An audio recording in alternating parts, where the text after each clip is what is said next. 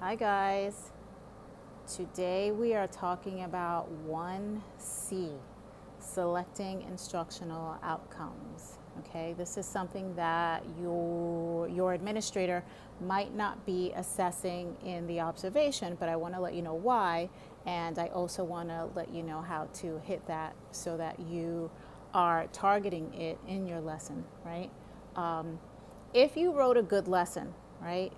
If you wrote a good lesson, this is already going to come through based on how you're teaching and what you're giving the students and what you're going to be assessing, right?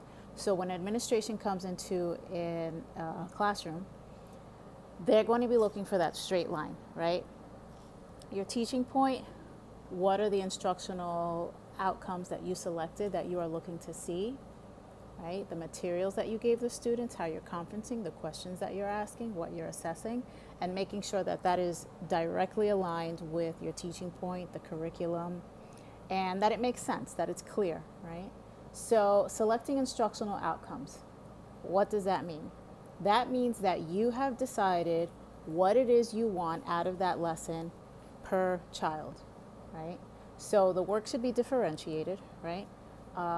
It should meet the kids where they are, and also push them a little bit, right? Challenge them a little bit to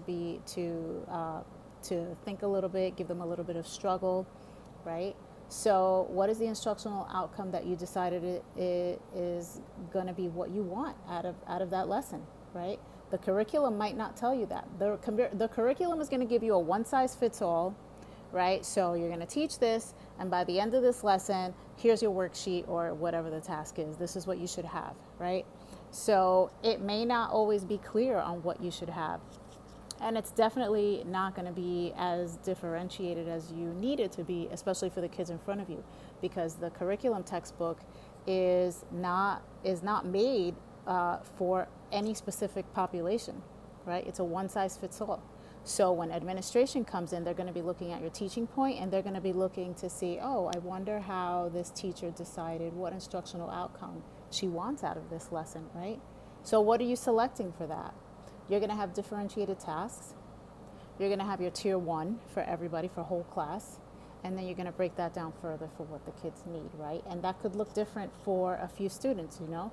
If you have 30 kids in a class, you're not going to make 30 different outcomes. It's actually not going to be necessary, right? You should have your high, middle, low, your differentiation ready. You should have already looked at that lesson so that you know what it is that you want to get out of that lesson.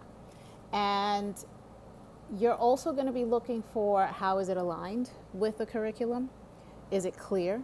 Does it make sense? Like if an administrator comes in and looks at what you're assessing and all of the instructional goals that you gave students, they're only going to know based on what you give them and how you question them, right? And how you assess them, right? So they're only going to know based on those materials. And if it's not clear to them, you might get it developing. Everything has to be crystal clear based on what you're teaching. The teaching point is your anchor, right? It has to come full circle. What is it that you want out of that lesson? Are you going to get that? Is that clear? Is it aligned with the teaching point and with the curriculum? And does it meet the kids where they are? Is it differentiated, right? Is it scaffolded, right? So you don't want to dumb things down so much that the instructional outcome is something easy, and then you haven't really challenged the kid. They didn't really learn anything. They just kind of followed the motion and followed your model and your exemplar, and did it, and they were done, right? There should be a little bit of a challenge. It's an instructional outcome. It's not just a task, right?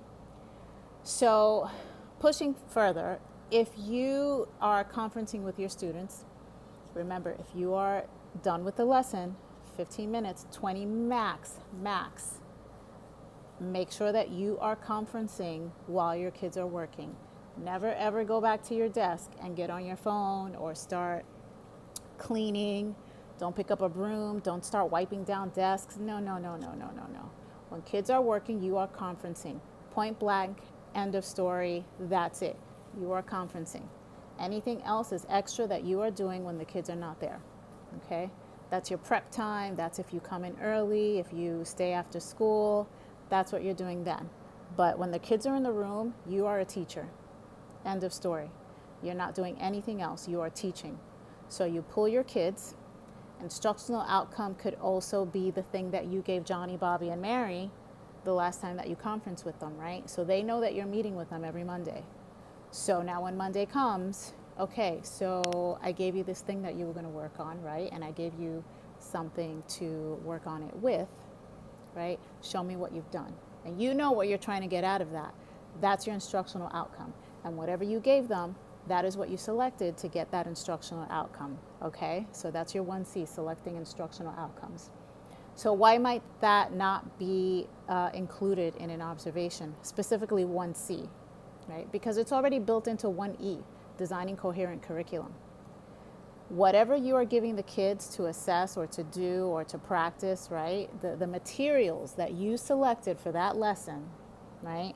Admin is going to look at that and say, oh, the instructional outcome that she's looking for is evident in these materials, or he is evident in these materials, and I can see that based on how this teacher designed coherent curriculum, right?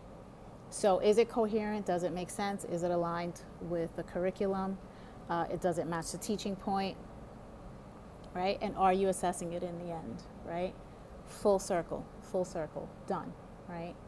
So the curriculum might not tell you what to select for an instructional outcome, as I mentioned. So it might take a little work to just look at the data, right? Because that's how you're going to decide what you're going to select for an instructional outcome. You're not just going to pull it out of the air, right? You're going to look at your data.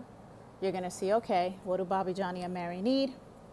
And then you're going to be like, okay, let me think.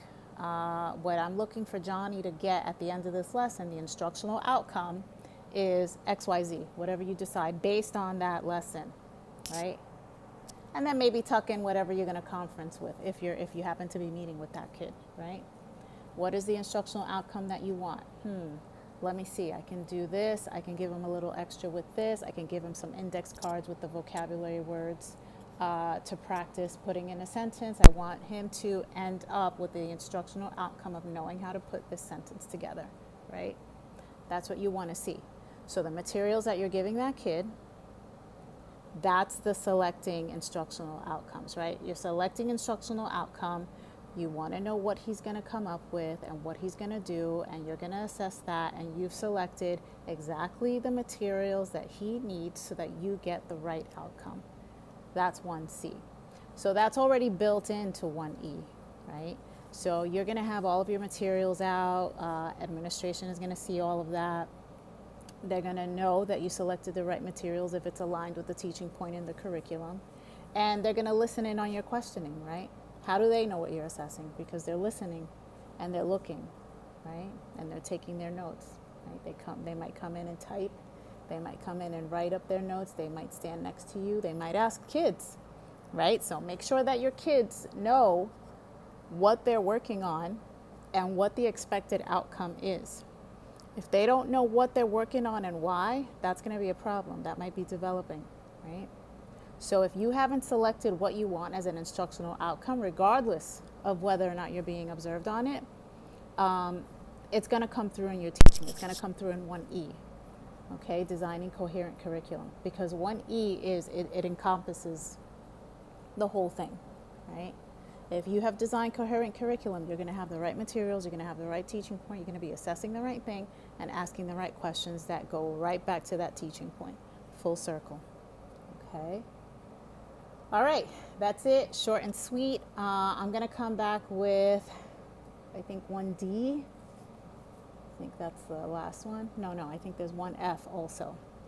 But I will come back with those two videos. I'm going to do all of Danielson. Don't worry, you're going to know it all no matter what state you're in. If you're being assessed or observed on any one of these, you'll know what to do and what to select, okay? Thank you. Have a good day. Bye.